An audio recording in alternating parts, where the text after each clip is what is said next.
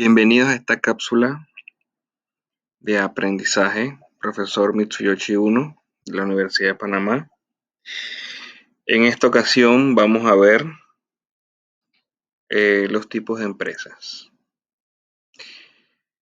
Hay tres tipos de empresas. La primera es la individual. Se caracteriza porque tiene un solo dueño. La mayoría de las empresas comienzan de esta forma, una idea de alguna persona, y la misma crea su empresa y es la única dueña. Como segundo punto tenemos sociedad. Está constituida por dos o más personas. Dos o más. Una sola persona sería individual. Dos o más, tres, cuatro, cinco, seis, es una sociedad. Aquí debemos tener cuidado, no confundir sociedad con sociedad anónima, que estaríamos entrando en otro campo. Ambas, la sociedad y la empresa individual, tienen una similitud, y es que los dueños son parte integral de la empresa.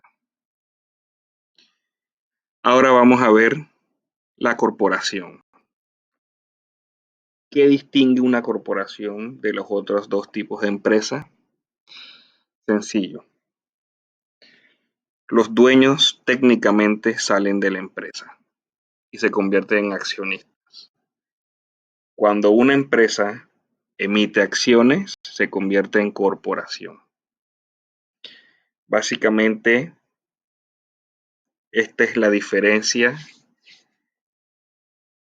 entre los tres tipos de empresas. Dentro de la sociedad, dentro de la corporación, perdón, podemos encontrar cerrada y pública. Creo que eso está bien definido en el cuestionario de ustedes. En la cerrada, básicamente, o vamos a definir la pública. Espero que ya sepan todos lo que es una bolsa de valores. Cuando una corporación decide entrar a la bolsa de valores a vender sus acciones, se convierte en pública. Cualquier persona la puede comprar. Mientras la empresa no cotice en bolsa, pero sí tenga acciones, es cerrada. Básicamente eso. No cualquiera tiene acceso a las acciones.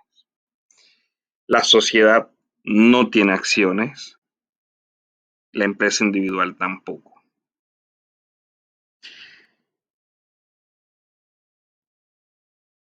Vamos a poner un ejemplo. Una empresa individual regularmente una tienda, una sociedad, un bufete de abogados. Varios abogados se reúnen para abrir un negocio como una sociedad. Bueno, vamos a ampliar un poquito más. Vamos a poner un ejemplo de lo que podría ser una evolución para que tengan más o menos conciencia de por qué se llega muchas veces a formar una corporación. Ejemplo, una persona abre un negocio, un gimnasio pequeño, sus inicios. Esta es una empresa individual. 2, 3, 4 años, el negocio le da suficiente dinero para vivir. No sé si cómodamente o no, pero no lo suficiente para ampliar el negocio. Vamos a suponer que él tiene la idea de poner un negocio o un gimnasio más formal, más grande, para tener más clientes, lo cual significarían mejores ingresos. Bien, sí, podría aplicar por un préstamo, pero no vamos a entrar en ese detalle.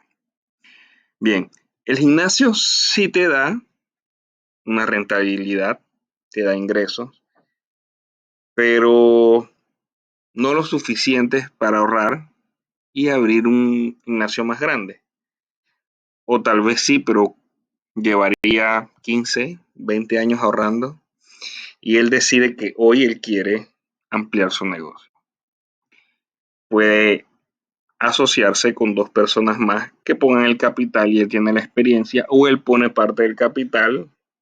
Bueno, los pormenores, no vamos a entrar en esos detalles, pero crean una sociedad. tienen que levantar contratos, cómo van a ser los porcentajes. No es tan sencillo pasar de una empresa individual a una sociedad o vender la empresa individual o vender la sociedad. En este caso, una vez se concreta el negocio y se abre la sociedad, empieza un gimnasio de mayor tamaño. Digamos que después de 3, 4 años, abre un segundo gimnasio ya que tenían ingresos que le permiten ahorrar o tienen acceso a préstamos para abrir otro gimnasio o 2 más o 3 más o 4 más. Pero ¿qué sucede? Sale una idea. Ya no me interesan abrir un gimnasio más, 2 gimnasios más. Yo quiero llevar el siguiente nivel a una escala mayor, al mundo. Quiero llegar a 10, 15, 20, 25 países. ¿Cuánto tiempo puede tomarle a este negocio? ¿O cuántos bancos estarían dispuestos a hacer un préstamo para esta inversión? ¿Qué tanto se requiere para abrir 6, 7 sucursales en 10 países distintos? No estamos hablando de la misma inversión que cuando inició o cuando se formó la sociedad. En este punto, los socios, digamos que eran 3, deciden convertirse en una corporación, emitir acciones para vender y con esos ingresos empezar su nueva aventura, por decirlo así, de crear una cadena a nivel mundial de gimnasias. Pero aquí pasa algo. Ya ellos prácticamente pierden el negocio, ya son accionistas en cuanto deciden emitir acciones, porque prácticamente ya lo que tú tienes es un certificado de valor y los directivos probablemente sean otros. Sin embargo, esta venta de acciones es más sencilla. Como le expliqué aquí arriba, para la sociedad tienen que reunirse, pactar un contrato, establecer normas, reglas, cómo va a ser la repartición de las ganancias. Cuando eres una corporación, simplemente vendes las acciones. El que está interesado la compra al valor del mercado y ya se convierte en dueño o accionista de la empresa. Esas son las diferencias entre una empresa individual, sociedad y corporación. Las acciones, ya que la forma en que eres dueño de la misma varía totalmente. ¿Cuál es la importancia de saber diferenciar empresa individual, sociedad de corporación? Bueno, ya vimos cuál era la definición de finanzas y ahora vemos más o menos, tratamos de entender lo que es una corporación. En esta materia vamos a ver las finanzas corporativas. Por ende, debemos estar claros cómo enfocarnos.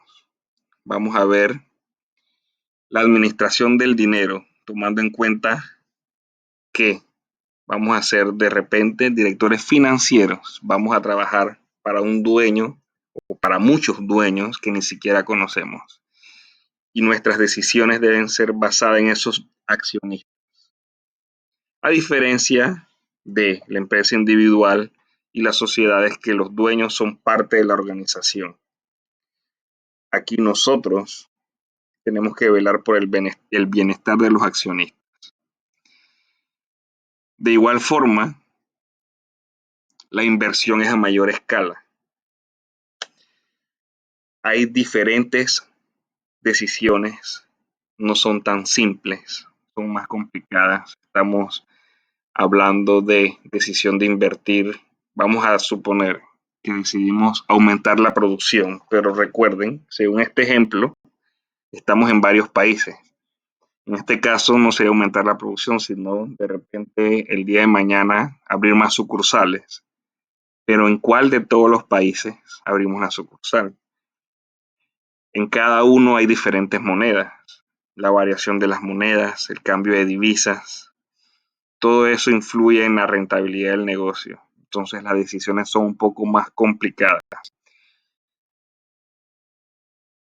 Como directores de finanzas, debemos saber cómo conseguir recursos, ya no solamente a base de préstamos o emisión de bonos. También podemos emitir más acciones o vender acciones que ya estén en tesorería. Claro, debe ser o se debe realizar un análisis previo. Nos conviene emitir acciones para conseguir recursos para los nuevos proyectos. Pedimos un préstamo, emitimos bonos. ¿Cómo conseguimos recursos? Para luego, ¿cómo invertimos esos recursos? ¿En qué país abrimos más sucursales? ¿Qué divisa nos conviene más? Estas son parte de las decisiones de un administrador financiero en una corporación.